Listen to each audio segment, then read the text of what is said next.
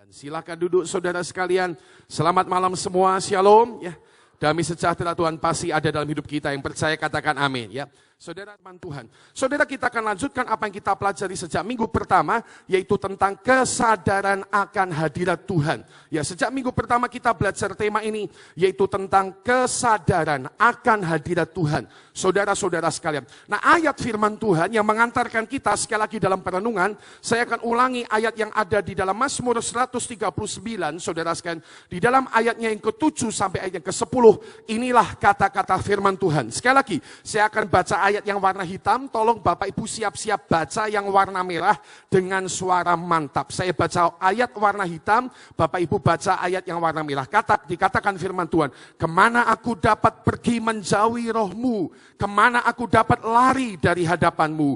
Jika aku mendaki ke langit, katakan 2, 3, engkau di sana. Jika aku menaruh tempat tidurku di dunia orang mati, katakan 2, 3, di situ pun engkau. Jika aku terbang dengan sayap fajar dan membuat kediaman di ujung laut, juga katakan di sana tanganmu akan menuntun aku dan tangan kananmu memegang aku. Saudara sekalian, saya mengingatkan saja, minggu pertama kita telah belajar dari ayat ini, kita belajar tentang satu sifat Allah yang luar biasa, yaitu tentang Allah adalah Allah yang maha tahu.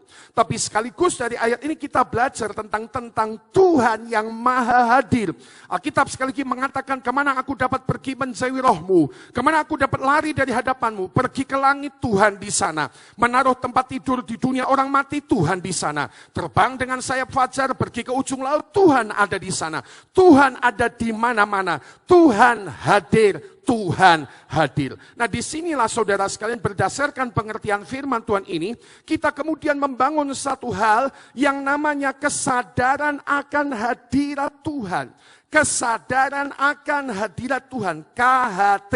Saudara sekalian, singkat sekali lagi KHT. Apa artinya kesadaran akan hadirat Tuhan? Adalah sebuah kesadaran, sebuah awareness, saudara sekalian. Ini kalimat yang memang tidak bisa digantikan, saudara sekalian. Ini bukan hanya bicara tentang bahwa kita punya pemahaman secara konsep. Ini bukan hanya bicara tentang bahwa kita tahu Tuhan itu maha hadir. Tapi ini betul-betul sesuatu yang lebih daripada sekedar tahu, sekedar paham konsep. Tapi ini adalah sesuatu awareness ya, sesuatu yang dibangkitkan sedemikian rupa dalam hidup kita, bahwa Tuhan hadir senantiasa di setiap situasi hidup kita. Saudara, inilah sifat Tuhan, omnipresent. Tuhan maha hadir. Dan saudara sekalian, berdasarkan pengertian akan bahwa Tuhan maha hadir itu, seharusnya kita terus membangun yang namanya kesadaran akan hadirat Tuhan. Sekali lagi saya ingatkan, kenapa ini penting, saudara? Karena sampai hari ini orang-orang Kristen terus punya tingkah laku seolah-olah Tuhan tidak hadir di kantor mereka.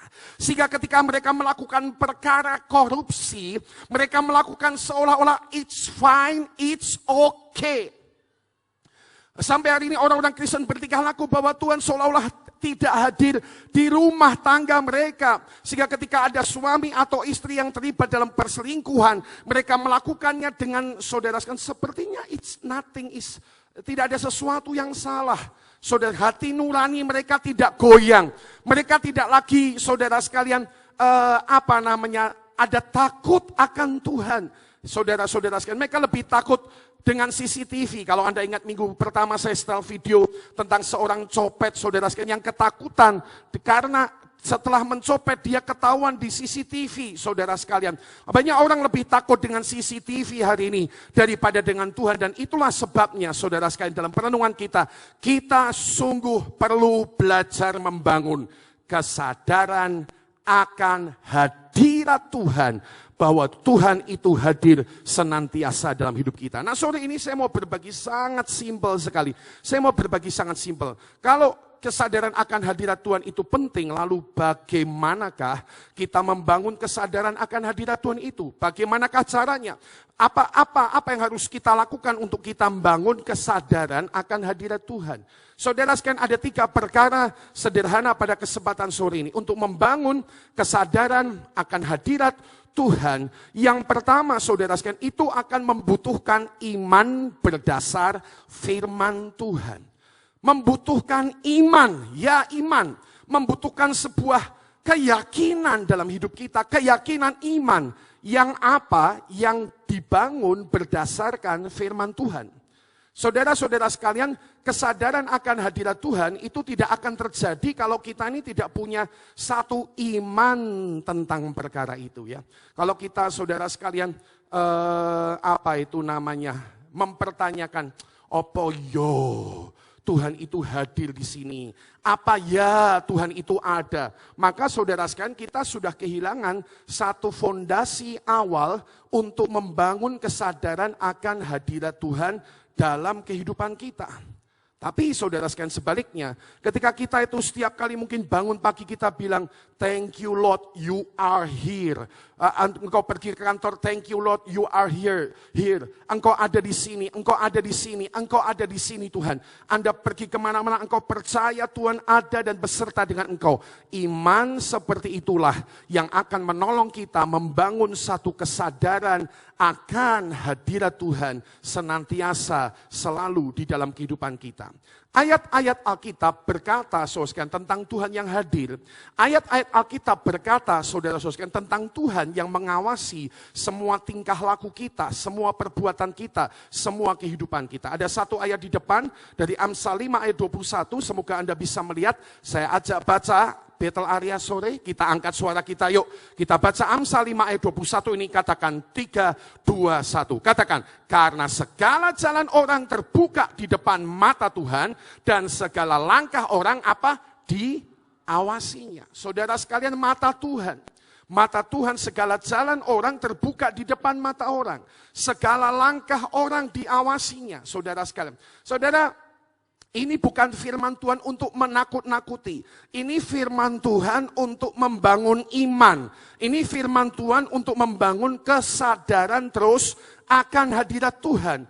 Bahwa ya Tuhan, mata Tuhan, segala jalan orang terbuka di depan mata Tuhan. Segala langkah orang diawasinya. Sungguh pribadi Tuhan adalah pribadi yang watching, yang melihat, yang meneliti, yang hadir. Dan kita ketika punya iman atas perkara itu, Tuhan itu hadir, Tuhan itu ada. Maka kita akan dapat mulai membangun kesadaran akan hadirat Tuhan dalam hidup kita. Ya. Saudara, satu ayat lagi kita baca dalam Amsal 15 ayat 3. Amsal 15 3, Betel Area sore, kita katakan, angkat suara 2 dan 3. Katakan, mata Tuhan ada di segala tempat, mengawasi orang jahat dan orang baik. Mata Tuhan. Saudara, ini sesuatu yang perlu kita bangun dalam hidup kita. Ya. Saudara-saudara sekalian, setiap hari ingatkan diri Anda ya bahwa Tuhan itu hadir ya. Setiap hari, setiap tempat, setiap situasi, setiap suasana Tuhan hadir, Tuhan itu ada, Tuhan watching. Mata Tuhan, saudara sekalian, Alkitab berkata ada di segala tempat. Mata Tuhan mengawasi orang jahat, mata Tuhan mengawasi orang baik. Saudara-saudara sekalian, keyakinan iman yang seperti ini akan menolong kita membangun satu kesadaran akan hadirat Tuhan lebih kuat lagi di dalam kehidupan kita. Saudara, mari kita berdoa supaya Tuhan mengajar kita pokok ini lebih dalam. Tuhan mengajar kita pengertian ini lebih dalam. Iman berdasar firman Tuhan, itulah perkara pertama yang dibutuhkan untuk membangun kesadaran akan hadirat Tuhan. Saudara-saudara sekalian, kadang-kadang memang kita butuh pengalaman-pengalaman yang luar biasa dengan Tuhan, sehingga kita tahu bahwa Tuhan itu memang hadir ya. Sehingga kita tahu bahwa ketika kita menyanyikan lagu ini, Engkau ada bersamaku di setiap musim hidupku. Anda betul-betul bisa Anda betul-betul bisa connect with dengan kata kalimat itu. Anda betul-betul bisa, benar Tuhan, Engkau itu memang hadir. Engkau itu memang hadir Tuhan. Dan saudara-saudara sekalian, kehidupan kita yang mau untuk mengalami kesadaran akan hadirat Tuhan terus dibangun ketika kita punya iman berdasarkan firman Tuhan. Yang kedua, saudara sekalian, bagaimana membangun kesadaran akan hadirat Tuhan dalam hidup kita, saudara-saudara sekalian. Membangun kesadaran akan hadirat Tuhan dalam hidup kita, itu yang kedua membutuhkan praktek. Membutuhkan praktek kesadaran akan hadirat Tuhan. Saya akan sharing sangat simpel sekali. Kesadaran akan hadirat Tuhan itu pertama butuhnya iman. Ya, iman dulu. Ada di sini, ada keyakinan iman, ada kepercayaan iman, ada keyakinan iman. Ya, Tuhan itu hadir. Itu first. Nomor dua, saudara sekalian, kesadaran akan hadirat Tuhan dibangun dengan cara praktek. Saudara sekalian, dengan cara praktek, ya, ini bukan konsep, ini bukan teori tok, tapi ini sebuah praktek. Mari coba kita lihat satu petunjuk firman Tuhan dalam Yakobus 2 ayat yang ke-17. Ayo baca bersama-sama saudara sekalian, kita baca, katakan 2 dan 3. Demikian juga halnya dengan iman. Katakan, jika iman itu tidak disertai perbuatan, maka iman itu pada hakikatnya adalah mati. Iman tanpa perbuatan adalah perkara yang mati. Saudara sekalian, ini simpel sekali. Ini simpel sekali. Iman itu harus kelihatan perbuatannya. Anda beriman bahwa Tuhan Yesus Kristus memberkati Anda dalam keuangan, maka sebagai perbuatan imannya mungkin adalah yang paling gampang, Anda bertindak dalam langkah menabur, saudara sekalian. Saya kasih tahu terus bagi orang-orang yang baru bergabung dengan kami di Bethel Area. Dengar, bertahun-tahun ini kami menabur keuangan di Bethel Area, kami tidak tambah miskin, kami tambah diberkati oleh Tuhan. Saudara, satu kali beberapa tahun lalu ketika kita mau pasang ini dia akustik ini kan nilainya seluruh gedung ini 270-an juta. Akustik yang putih-putih ini aja. Zaman itu, saudara sekalian, karena kita butuh uang cepat, proyek masang ini harus 3 bulan, jadi dalam jangka 3 bulan kita harus punya 270 juta, pekerjaan clear, uang 270 juta harus cair. Ini loh yang putih-putih ini. Saya ingat zaman itu ketua panitia pembangunan ngomong sama saya demikian, Pak Gideon, dulu kalau pas bangun Bethel Area, kita bangunnya ini kan lama, dari 2003 sampai 2010 bahkan terus sampai sekarang jalan ya.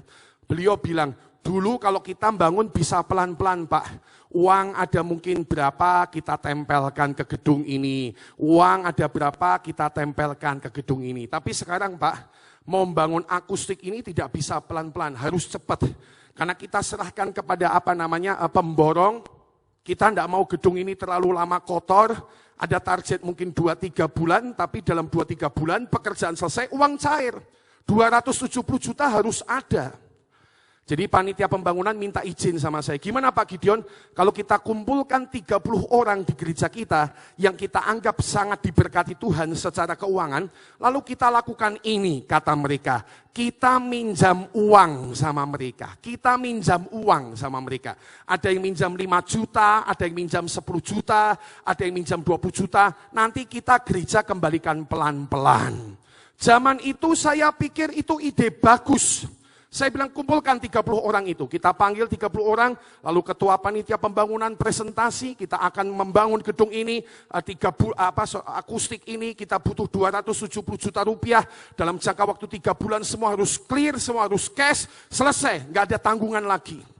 Dan kemudian ketua panitia berkata, bagaimana kalau Bapak Ibu meminjamkan 10 juta, 5 juta, 20 juta kepada kami, nanti kami bayar, pasti dibayar. Saudara, saya ingat pertemuan hari itu 30 orang ini cuma diem saja.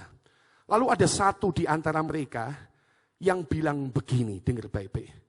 Wah, saya kalau ngutangi gereja, kok rasanya, atau ngutangi Tuhan katanya, kok rasanya nggak cocok ya. Saya kok ngutangi Tuhan 5 juta, 10 juta, kok rasanya nggak cocok ya. Lalu ditanya, lah cocokmu bagaimana? Saya lebih cocok nabur saja. Mau 50 juta, mau 100 juta, tapi yang penting saya digerakkan Tuhan nabur. Lalu ada orang kedua yang berdiri di antara 30 orang itu dan bilang begini, Pak Gideon, saya setuju katanya. Kami mau nabur juga, bukan ngutangi gereja, katanya demikian. Ini waktu itu, dia bilang, kami mau nabur, tidak ngutangi gereja. Lalu mereka ditanya, kenapa lebih suka nabur? Kenapa lebih suka nabur? Jawaban orang ini bilang demikian, hari itu saya ingat, dia bilang gini, sebab telah terbukti bertahun-tahun ini kami menabur, kami tambah diberkati oleh Tuhan, bukan tambah miskin. Rapat hari itu diselesaikan dengan sebuah keputusan, tidak ada hutang kepada gereja, yang ada menabur. Kita semua pulang hari itu, dan kemudian Tuhan kasih hikmat kepada panitia pembangunan. Kalau Anda ingat zaman-zaman itu saya berdiri dan saya bilang, saudara sekalian ini proyek 270 juta rupiah, luas area kelihatannya sekitar sekian ratus atau sekian ribu meter persegi. Jadi kita atur saja uang 270 juta rupiah dibagi areanya, jadi per meter jatuhnya sekitar 100 sekian ribu rupiah. Anda kalau ingat zaman itu, saudara sekalian, saya lalu mulai berkata, Anda yang mau nyumbang 1 meter silahkan, Anda yang mau nyumbang 2 meter silahkan, Anda yang mau nyumbang 5 meter silahkan, saudara sekalian. Tapi hari itu kita melihat ada banyak orang lebih suka menabur daripada memberi hutang kepada gereja. Dan saudara sekalian, secara luar biasa, saudara, dalam jangka waktu 1 bulan kita nabur, semua kebutuhan 270 juta rupiah ini tertutup dengan luar biasa. Apa yang saya mau sampaikan, saudara sekalian? Menabur tidak membuat kita miskin. Yang menangkap katakan amin. Menabur justru membuat Tuhan mempercayakan lebih ke tangan kita, karena kita sangat bisa dipercaya. Nah, saya kembali kepada firman Tuhan. Kenapa saya menceritakan ini kepada Anda, saudara sekalian? Iman tanpa perbuatan adalah mati. Kalau Anda beriman bahwa Tuhan bisa memberkati Anda, kenapa Anda tidak belajar melakukan tindakan iman? Salah satunya, saya berkata salah satunya, adalah tentang menabur kepada pekerjaan Tuhan. Saya ngomong gini bukan karena mau minta duit ya, sorry. Bukan itu, saudara sekalian, bukan itu tujuannya. Tapi mengajar prinsip kebenaran dan menunjukkan gaya hidup gereja kita.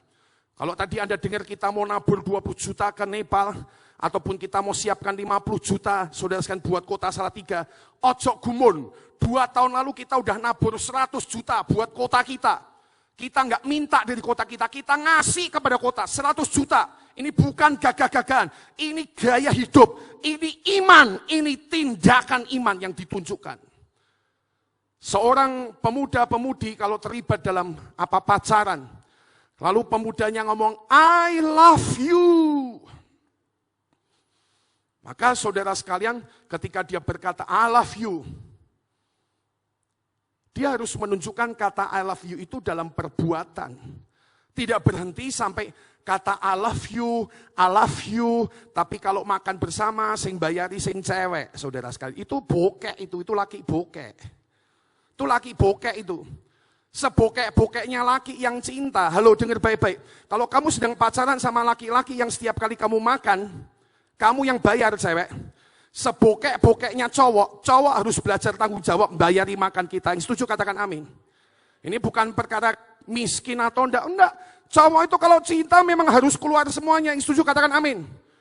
Itu saya yang suka dibayari, wong lanang suka dibayari, wedoke sik lho. Rungokno, kowe bayari yo bariki yo. Saudara, simple. Ngomong cinta itu harus kelihatan, ngomong cinta itu harus ada bukti. Kelihatan, jelas. Gak cuma ngomong doang. Saudara sekalian. Nah, sama Tuhan, kembali kepada firman Tuhan. Kesadaran akan hadirat Tuhan itu dibangun. Yang pertama punya iman, tapi yang nomor 2 adalah iman tanpa perbuatan adalah mati. Karena itu, kesadaran akan hadirat Tuhan dibangun dengan cara kedua adalah mempraktekannya, menjalankannya dalam aplikasi sederhana, jelas, logis, dapat terukur, ada indikatornya. Wah, Anda pakai istilah-istilah, apa itu namanya, istilah-istilah empiris ya. Saudara, KHT itu sebenarnya sesuatu yang sederhana. Nah, bentuk-bentuk prakteknya, orang yang mempraktekkan kesadaran akan hadirat Tuhan, dia menunjukkan prakteknya yang pertama dengan cara mau berjalan dalam segala kebenaran. Mau berjalan dalam segala kebenaran. Doa orang-orang yang selalu rindu membangun kesadaran akan hadirat Tuhan adalah doa supaya dimampukan berjalan dalam kebenaran. Peganglah tanganku Roh Kudus setiap hari. Mari sembah Tuhan sama. Ku tak dapat jalan sendiri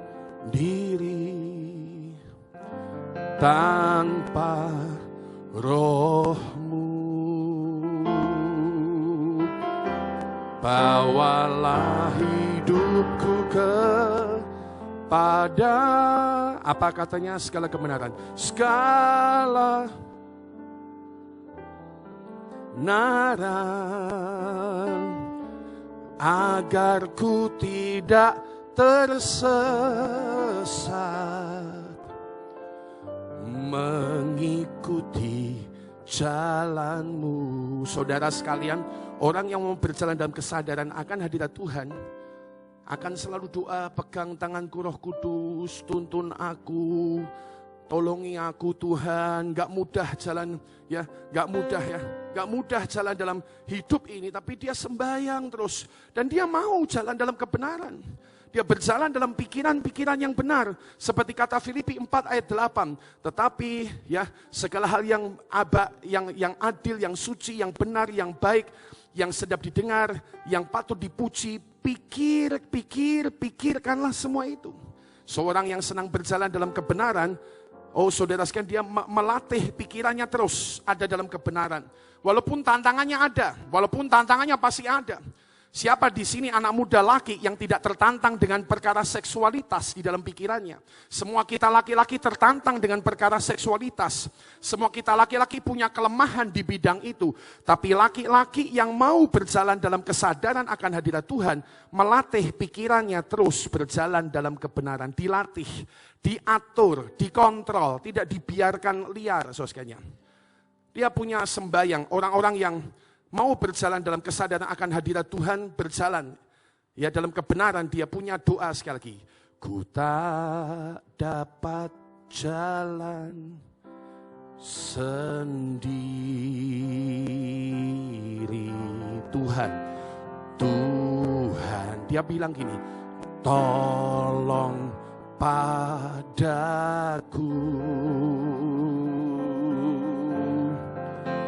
Biarlah sinar-Mu menerangiku, sebab ku tak dapat jalan sendiri. Saudara, orang yang terus mau jalan dalam kebenaran, dia tahu batas-batasnya, dia tahu kelemahannya, dan dia terus pengen berjalan dalam kebenaran, di dalam pikiran, di dalam kata-kata, di dalam perbuatan. Ini petunjuk praktis. Sekali lagi, bentuk praktek kesadaran akan hadirat Tuhan adalah mau berjalan di dalam segala kebenaran. Saudara, ini sederhana tapi penting ya. Saya dengar saudara sekalian satu kesaksian dari saudara kita ini demikian ya. Wah Pak Gideon ya, sejak ada CCTV itu ya, namanya apa tuh, pungutan liar di kantor-kantor pemerintah itu memang agak berkurang. Tapi jangan salah Pak Gideon, jangan salah. Pegawai pemerintahan, mohon maaf kalau di sini ada pegawai pemerintahan, dia bilang gitu. Itu juga pinter ngakali CCTV di kantor-kantor ya, beberapa kantor pemerintahan. Jemaat kita nih cerita, satu kali dia urusan di kantor pemerintahan buat sebuah dokumen, saudara. Lalu ketika dia maju di meja desknya itu, lalu dia ngomong-ngomong, kelihatannya semua dibuat sulit. Lalu dia kan sudah biasa ya, memang urusan di Indonesia kan gitu. Sudahlah, enggak usah sulit-sulit. Ini nek jalur cepet piye, mau bayar berapa? Disebutkan angka sekian. Langsung teman kita nih ambil dompet, ya mau bayar gitu ya, saudara, mau bayar, kemudian begini, saudara. Petugasnya itu pintar. Jangan ngasih uang di sini. Stop katanya. Ada CCTV katanya dia. Ada CCTV. Ada yang ngawasi di atas. Terus gimana? Ya tenang dulu. Ya sekarang gini. Ikuti petunjuk saya katanya. Mundur 2 langkah. 1, 2. Belok kanan 3 langkah. 1, 2, 3. Nah di situ. Ngasih uangnya di situ. Ora ketok CCTV katanya sekarang. Jadi saudara sekalian, apa yang mau saya ceritakan adalah masih banyak orang-orang yang terus berusaha tidak mau belajar berjalan dalam kebenaran, mengakali, bahkan saudara sudah ada alat-alat untuk terus ngecek kebenaran ya, nyorot kebenaran, saudara sekalian, masih tetap ditipu-tipu. Karena apa? Memang sebetulnya di hati mereka tidak ada sebuah kemauan untuk berjalan dalam kebenaran. Tetapi ketika kita ini orang percaya mau berjalan dalam kebenaran, saya percaya bahkan tidak ada CCTV sekalipun kita tetap akan jalan dalam kebenaran. Di ruangan ini ada CCTV, saudara. Di ruangan ini ada CCTV. Anda ibadah ini, saudara, minimal ada 4 kamera yang sedang mengawasi ibadah kita. Ada 4 kamera yang sedang menunjukkan muka-muka Anda. Ya, nggak usah lihat-lihat ke atas, saudara. Wajah ngantukmu itu disorot, saudara sekalian. Untung saja nggak ada laporan, Pak Gideon yang ini tadi ngantuk-ngantuk, Pak. Minggu depan tolong diperingatkan. Nggak ada. Tapi wajah Anda tuh kelihatan semua di CCTV kita. Ya, sedang ada kontrol di atas. Saudara sekalian, saya percaya kalau kita orang-orang yang sadar akan hadirat Tuhan, kita tidak akan membutuhkan yang namanya CCTV. Ada CCTV atau tanpa CCTV, dengan sukacita kita akan tetap berjalan di dalam kebenaran. Ya. Doa kita, biar saya berdoa supaya kita selalu punya doa seperti ini ya. Ku tak dapat jalan sendiri, Tuhan tolong padaku. Katakan sama saya, biarlah sinarmu menerangi. Oh, sebab ku tak dapat jalan sendiri. Yang kedua, praktek kesadaran akan hadirat Tuhan. Bentuk prakteknya adalah orang yang sadar akan hadirat Tuhan. Yang kedua, dia belajar bangun terus hubungan dengan Tuhan terus menerus. Dia bangun hubungan dengan Tuhan, sadar hadirat Tuhan kok ya. Jadi dia tahu Tuhan ada di kantornya, dia belajar bangun hubungan dengan Tuhan di kantornya. Dia tahu Tuhan ada di tempat bisnisnya, dia belajar bangun hubungan dengan Tuhan di tempat bisnisnya. Dia tahu Tuhan ada di rumah tangganya, dia belajar bangun hubungan dengan Tuhan di rumah tangganya. Sadar akan hadirat Tuhan, dia ngeh. Dia aware, dia tahu Tuhan hadir. Jadi salah satu konsekuensi praktek dari kesadaran akan hadirat Tuhan adalah otomatis mau membangun hubungan dengan Tuhan senantiasa. Seperti ayat firman Tuhan yang telah kita belajar di minggu pertama, tetaplah berdoa, berdoalah senantiasa. Saudara, dalam bahasa Inggris ayat ini dikatakan pray without ceasing, no ceasing, tidak ada berhenti. Tidak ada seperti permainan kita anak kecil. Nas, mandek dulu, berhenti dulu. No, kita berkata pray without ceasing. No ceasing, tidak ada berhenti. Saudara, seperti apakah melaksanakan firman itu dalam praktek kesadaran akan hadirat Tuhan? Sekali lagi, orang yang sadar akan hadirat Tuhan punya praktek hidup, yaitu praktek hidup, petunjuk hidupnya, membangun hubungan dengan Tuhan terus menerus. Lewat apa? Untuk kesekian kalinya saya sampaikan dengan sederhana, lewat saat teduh. Pagi ini, sore ini saudara sekalian terus ditanyakan, berapa banyak kita siapkan waktu untuk Tuhan dalam saat sendirian kita dengan Tuhan, teduh kita. Saudara, makin kesini saya belajar bahwa ini hal yang paling penting buat setiap orang percaya ya. Sebetulnya kalau Anda mau saat teduh, dengar baik-baik anak-anak Tuhan ya. Kalau Anda mau saat teduh, Anda itu mengawali sebuah hari dengan sebuah kekuatan batin yang luar biasa. Seorang pendeta berkata demikian, kalau satu hari saya tahu kegiatan saya akan sangat banyak dan akan ada banyak keputusan penting dilakukan, pagi itu saya akan saat teduh lebih panjang dari waktu-waktu sebelumnya. Kenapa saudara sekalian? Dalam saat teduh ada ketenangan dari Tuhan. Dalam saat teduh saudara sekalian ada kekuatan dari Tuhan. Dalam saat teduh ada saudara sekalian keteguhan dari Tuhan ditaruh dalam hidup kita. Nah, dengar baik-baik. Dunia mengemas saudara sekalian ketenangan batin ini sebetulnya ya, dunia menjual ketenangan batin ini dengan cara-cara yang lain. Orang sekarang senang sama yoga. Di yoga itu apa toh selain olahraga yang Anda jalani? Kalau Anda tahu yoga yang asli, itu sebetulnya adalah urusan mengatur nafas Anda. Tarik nafas, lepas nafas.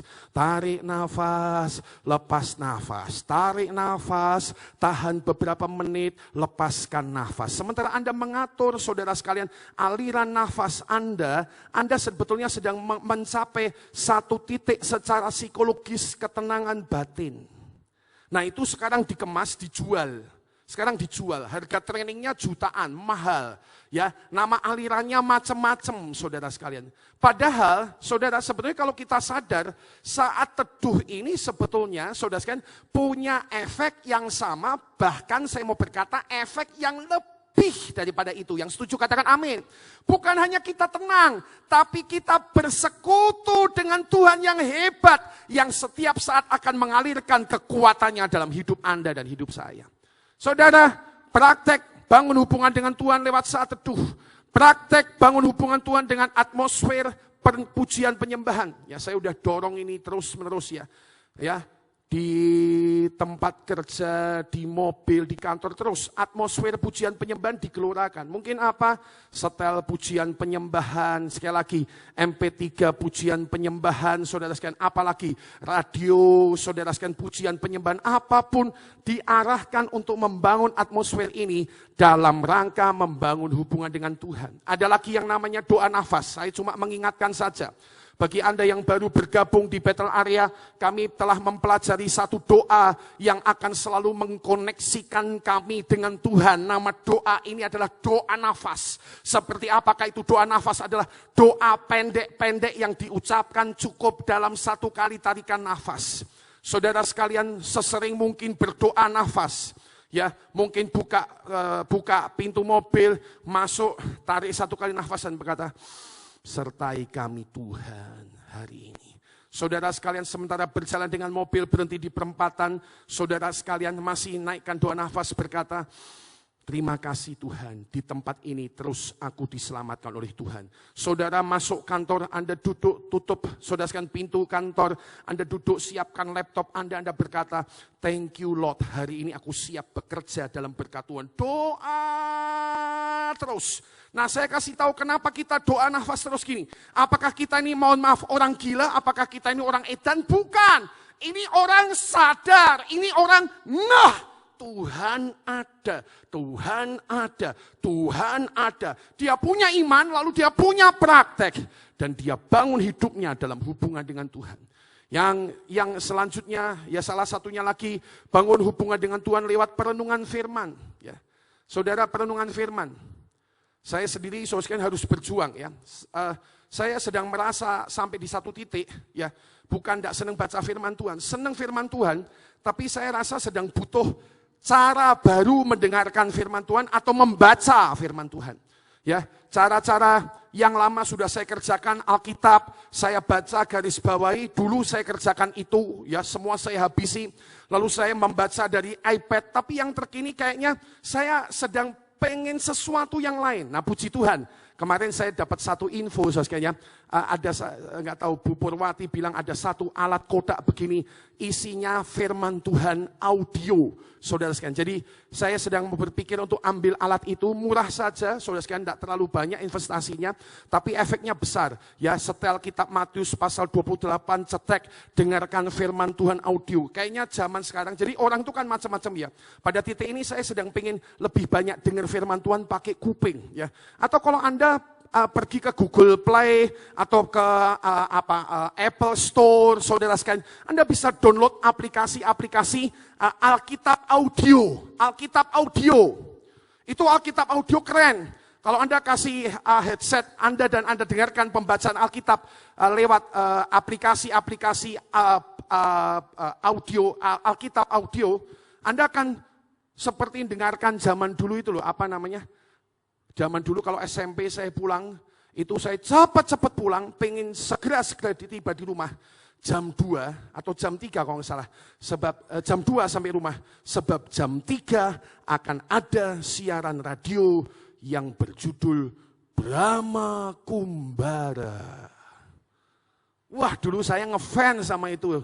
Saya pulang cepat dari sekolah untuk mendengarkan. Dan itu seperti mendengar cerita ya. si Brahma Kumbara ilmunya begini, nanti musuhnya begini. Saudara sekalian itu, dengar itu asik sekali. Nah sekarang ada Alkitab audio loh. Alkitab audio yang sekarang dikasih background, dikasih latar belakang. Jadi kira-kira ketika Musa membelah laut Teberau itu ada anginnya. Ada efek-efeknya, ada soundnya. Membaca seperti itu atau mendengar Alkitab seperti itu akan sangat kaya sekali pengalaman imajinasi kita. Tapi jangan kehilangan fokusnya.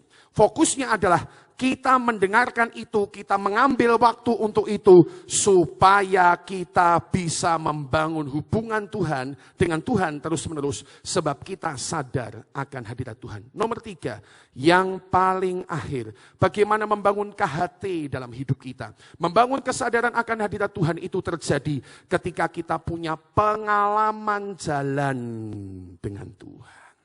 Jalan dengan Tuhan, pengalaman jalan dengan Tuhan. Saudara sekalian, saya tawarkan, saya mau ngomong pendek aja di bagian ini. Saya tawarkan bentuk kekristenan. Sekali lagi saya mau berkata demikian. Saya tawarkan bentuk pengalaman, saya tawarkan bentuk kekristenan yang mengalami sendiri. Bukan kata orang, bukan kata pendeta, bukan karena nabi tertentu, bukan karena hamba Tuhan tertentu. Saya mendorong, bahkan saya pakai kata ini, menantang Anda berjalan dengan Tuhan sendiri, menemukan pengalaman-pengalaman indah Anda dengan Tuhan. Karena dari pengalaman-pengalaman indah itu saya belajar.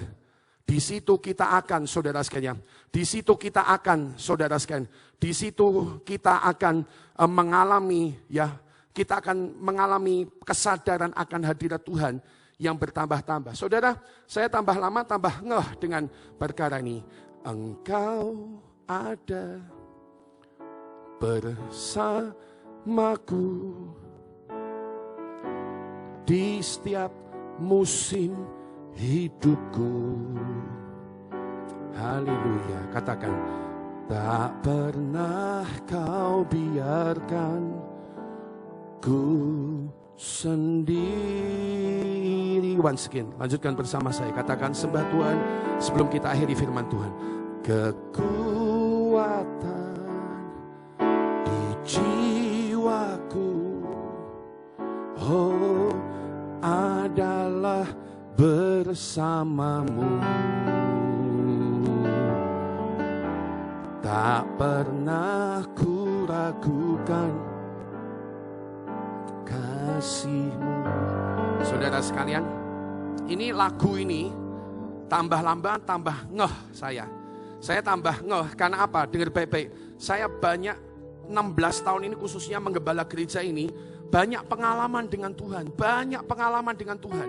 Dan tambah mengalami Tuhan, dengar baik-baik ya, saya akan siap tutup khotbah. Tambah mengalami Tuhan, tambah mengalami Tuhan, tambah mengalami Tuhan, saya tambah ngeh.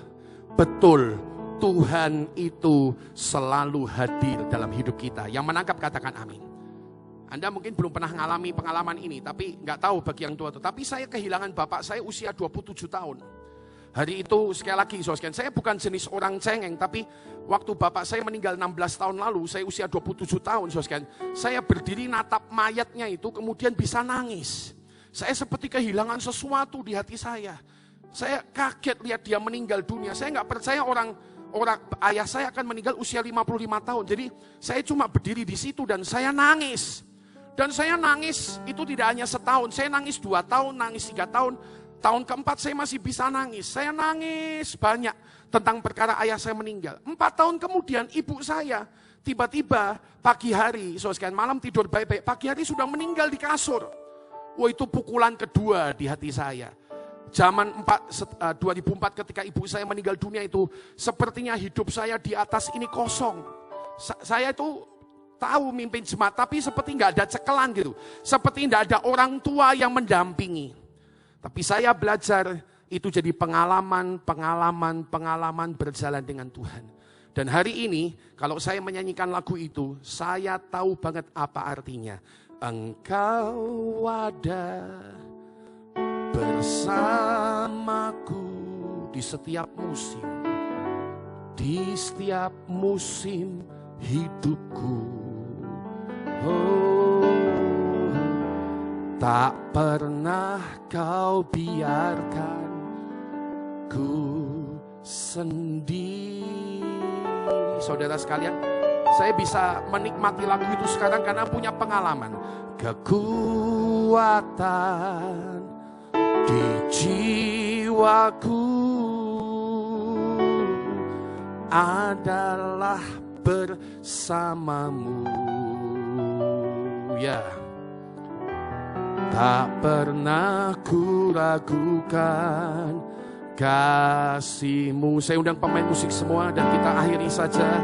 Kita datang pada Tuhan, katakan bersama. Bersamamu Bapa, ku lewati semua perkenanan-Mu yang teguhkan hatiku. Engkau yang bertindak, memberi pertolongan,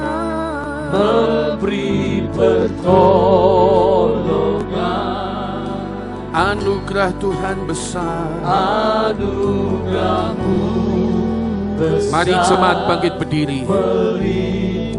Mari berkata kepada Tuhan.